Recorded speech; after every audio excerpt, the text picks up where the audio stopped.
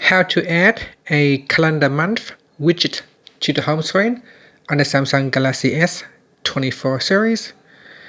First, tap on the home button to go back to the home screen. Now from the home screen, go to a blank screen, then touch and hold. Next, tap on widgets. Now in here, we scroll down and then tap on calendar, so find calendar.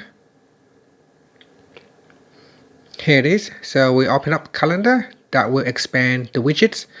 In here, scroll down and then drag the month widget and drop it onto your home screen and let go.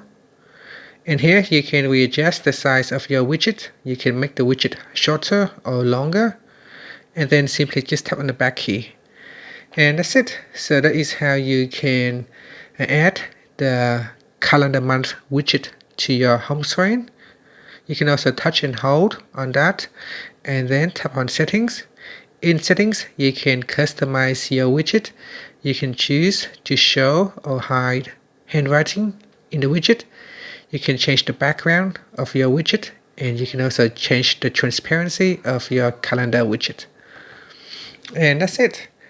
Thank you for watching this video. Please like and subscribe to my channel for more videos.